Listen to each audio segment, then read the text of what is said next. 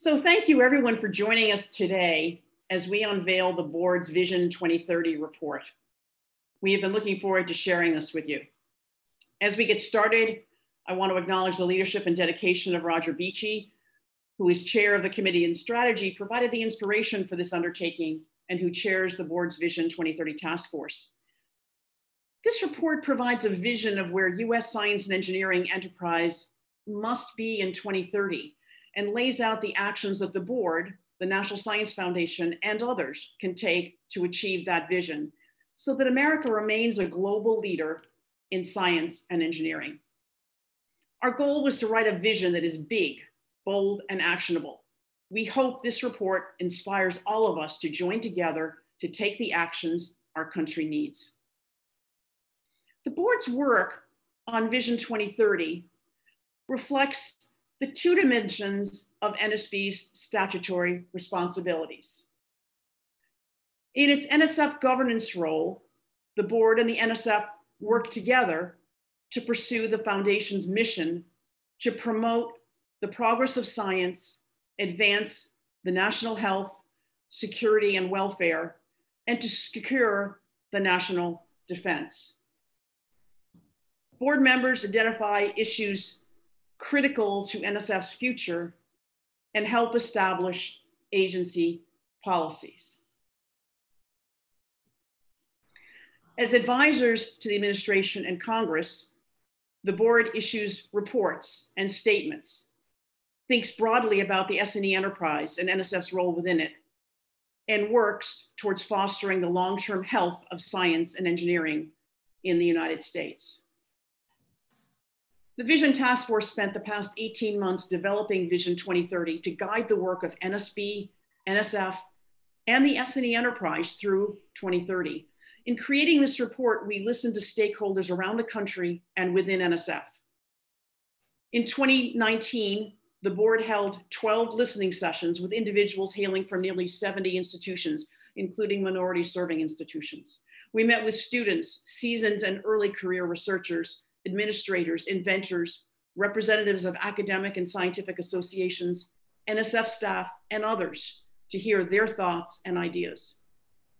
Listening sessions and locations are highlighted here in bold, and you can see that for each session, we had participants representing many institutions and groups.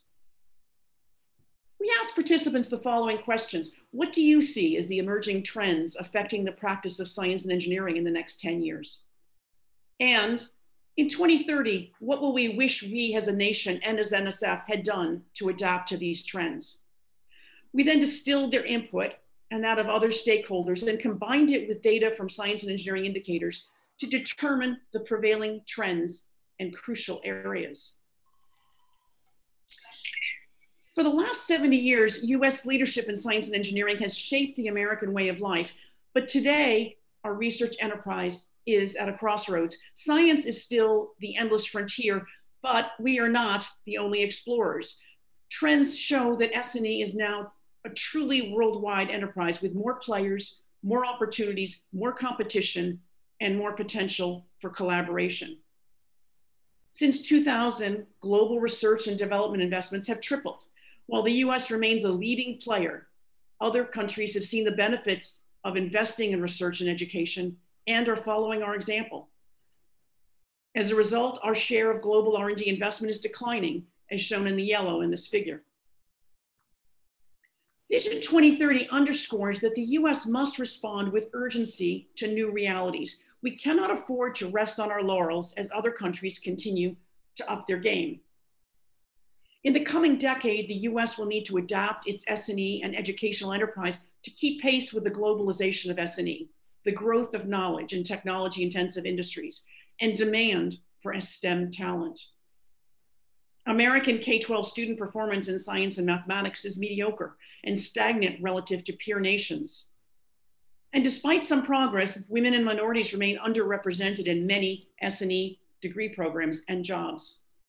Yet demand for STEM-capable workers keeps growing, driven by international opportunities and competition, and by rapid increases in the number of jobs that require STEM skills. Our nation's future prosperity and security as well as the creation of opportunity for the next generation of Americans, depends on our investment in our S&E ecosystem. As our country tackles multiple challenges, we must make strengthening our S&E capacity a top priority.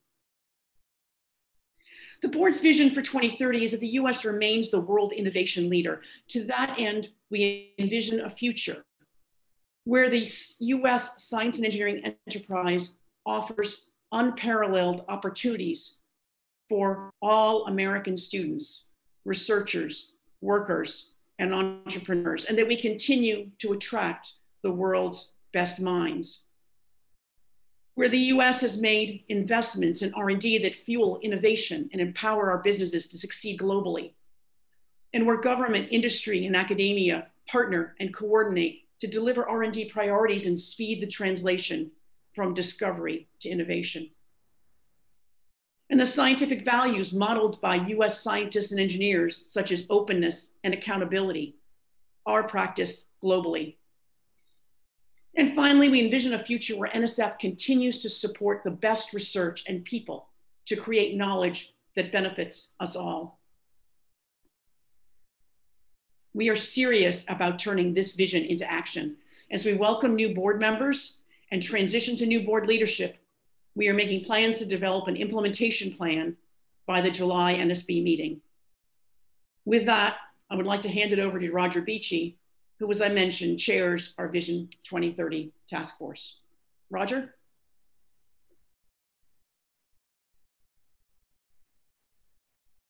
I believe you're on mute. Apologies, thank you. Thanks, Diane, thanks very much.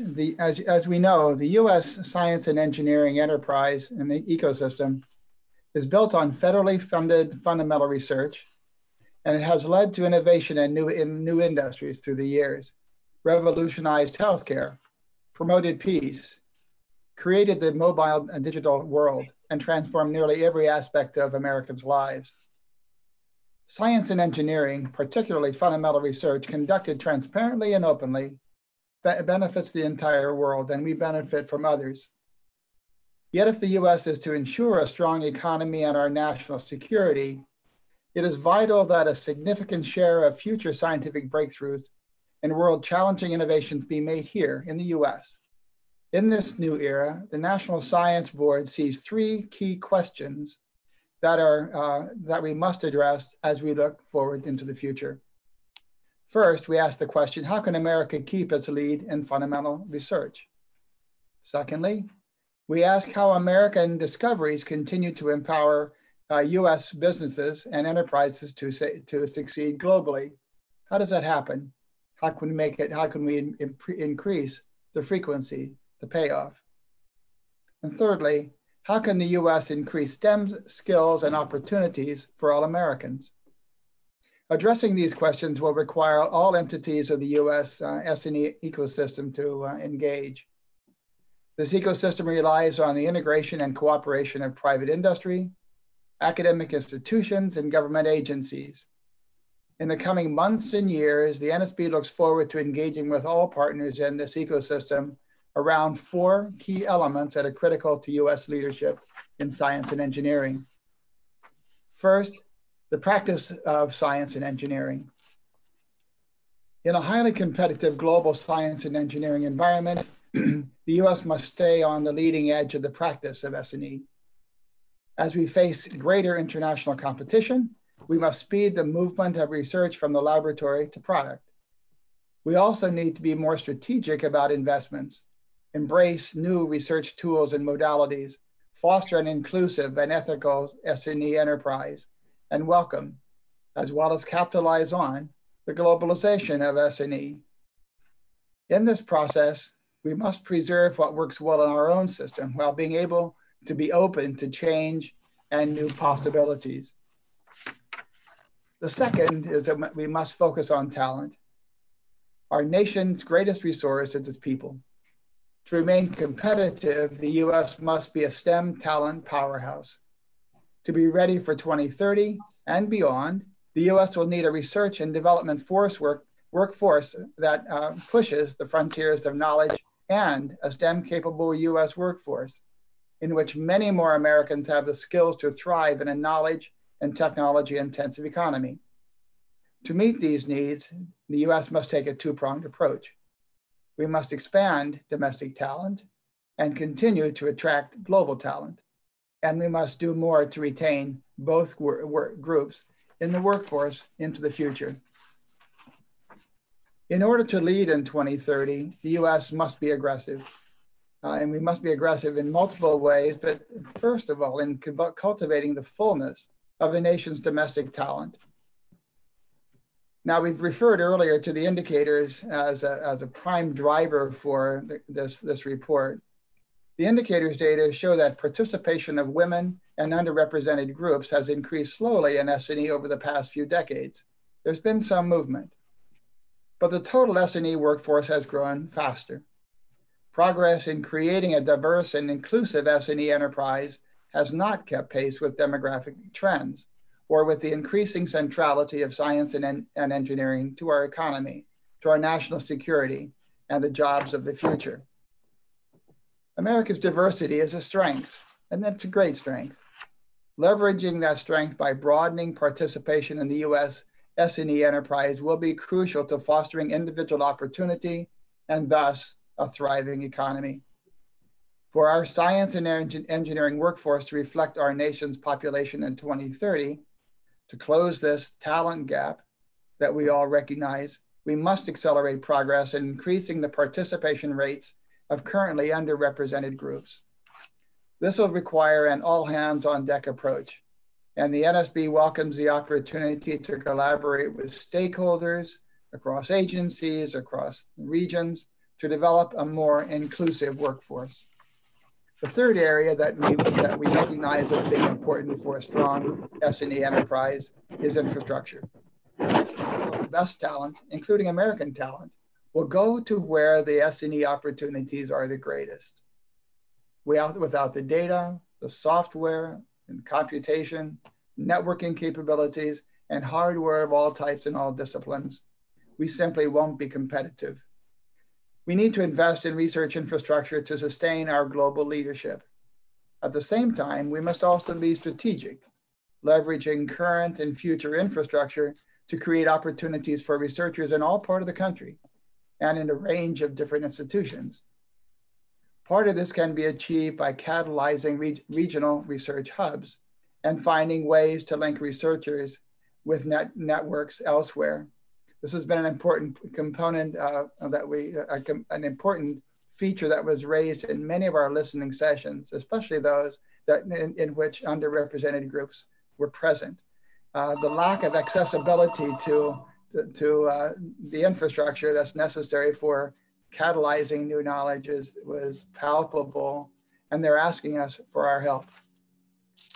The fourth area is building meaningful partnerships across the agencies and across industry. America must strengthen existing partnerships as the US faces new competition from countries that organize their science and engineering enterprises much more centrally.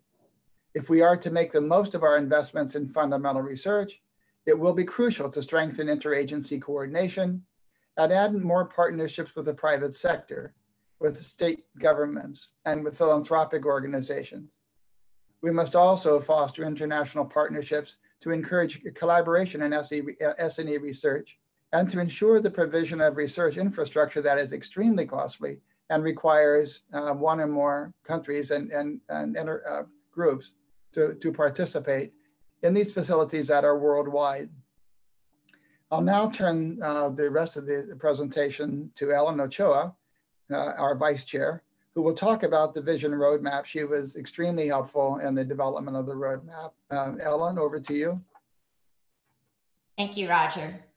NSB's roadmap lays out actions that the board will undertake over the next decade to achieve our vision. NSB is committed to working with stakeholders in the science and engineering ecosystem to implement the roadmap. And the roadmap focuses on 4 areas: delivering benefits from research, developing STEM talent for America, expanding the geography of innovation, and fostering a global science and engineering community. In the next few minutes, I'd like to highlight some of the roadmap actions in each of these areas. A more detailed implementation plan will be coming this summer. I'd like to start with the first roadmap area, delivering benefits from American research to American people. The NSB has endorsed the principle previously that all NSF-funded research and education must further the national interest by contributing to the NSF's mission. While several agencies invest in fundamental research, NSF is the only agency whose sole mission is to do so across a wide breadth of science and engineering disciplines.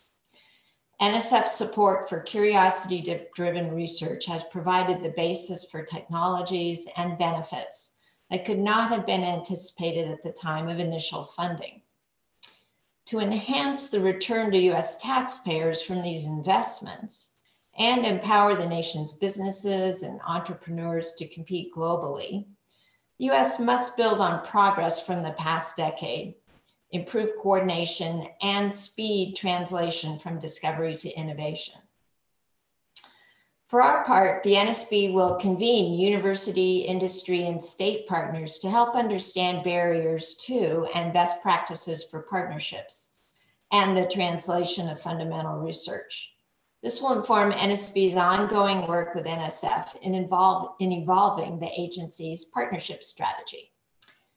NSB will also work with NSF senior management to conduct an organizational review of NSF to ensure that NSF stays responsive organizationally and programmatically to the changing practice of science, including the growth of convergent research and team science.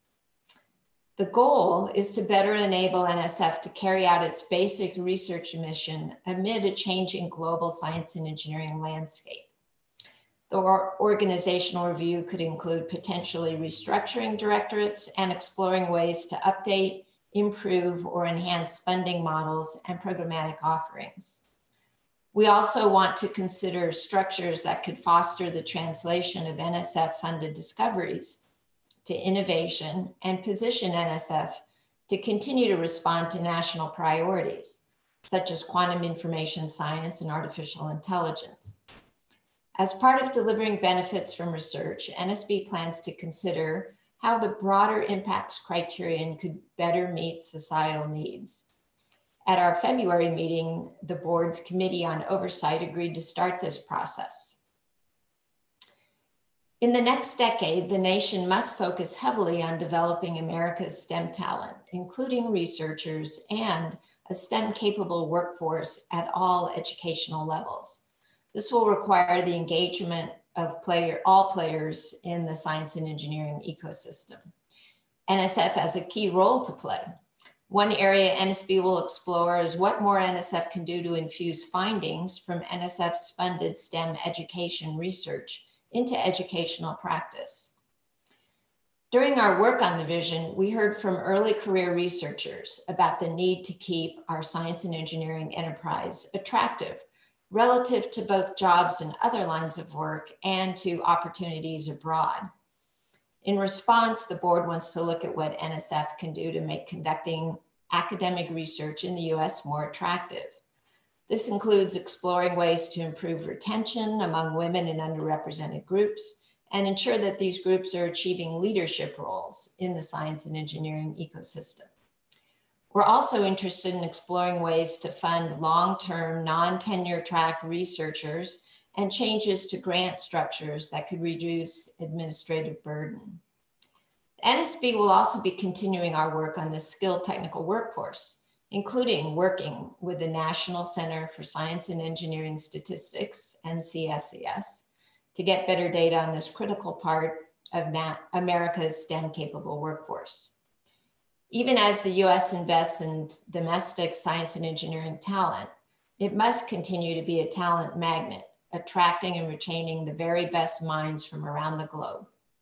Therefore, NSB encourages the adoption of clear and consistent visa policies to foster stability and advance the US science and engineering enterprise.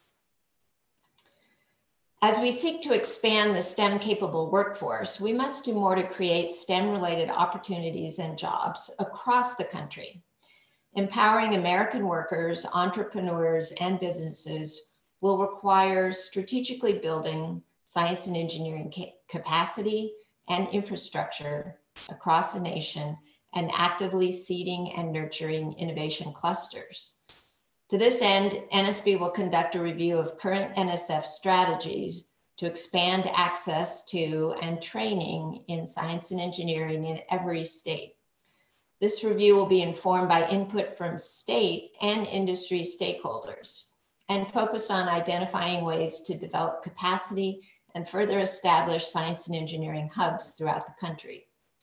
This will include looking at whether EPSCoR needs updating and focusing on how NSF's investments in critical research infrastructure, including mid-scale infrastructure, can foster regional hubs. Our conversations over the past year have stressed the need for all areas of the country to have access to high-speed broadband. Such access would enhance collaboration among researchers and among higher education institutions, and improve access to databases and high-performance computing.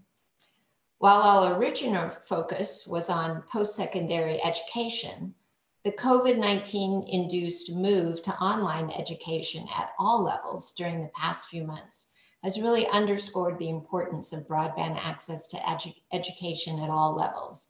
And this will definitely require partnerships.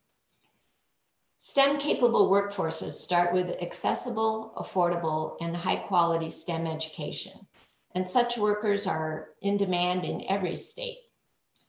NSB will explore ideas for a new federal program for public post-secondary education institutions, including 2-year and 4-year institutions, to prepare STEM-capable Americans everywhere. Such a program could be a great opportunity to build partnerships between state and local governments, educational institutions, and industries. The US has to compete and collaborate to remain the global leader in science and engineering research and provide the seed corn for innovation. In this era in which many more countries are investing in their science and engineering enterprises, we're committed to modeling the core values of scientific integrity, objectivity, honesty, openness, fairness, accountability, and stewardship. We believe that openness and high ethical standards in science and engineering are critical to fostering engagement among like-minded partners throughout the global science and engineering enterprise. As part of setting the standard on values, the US research enterprise must do more to create a welcoming and inclusive culture. At the same time, NSF's strategic planning needs to increasingly take into account global developments and the activities of NSF, like funding institutions abroad. It's crucial that we enhance our capability to look outward to ensure that NSF's offerings are comparable to peer agencies abroad and to avoid the US being technologically surprised. NSB is strongly committed to developing and expanding NSF strategies and partnerships to grow the nation's international collaborations and ensure that we're a reliable partner on the global stage. In the coming years, we look forward to working with the NCSCS to obtain more data on international collaboration and global talent flows. And with that, we'd like to thank you for your attention today. The board welcomes feedback on the vision report, and we invite you to email any ideas or suggestions to nsbvision@nsf.gov, which is shown on the lower left of the slide here. Because while the report is now available, the real work is just beginning. Thank you.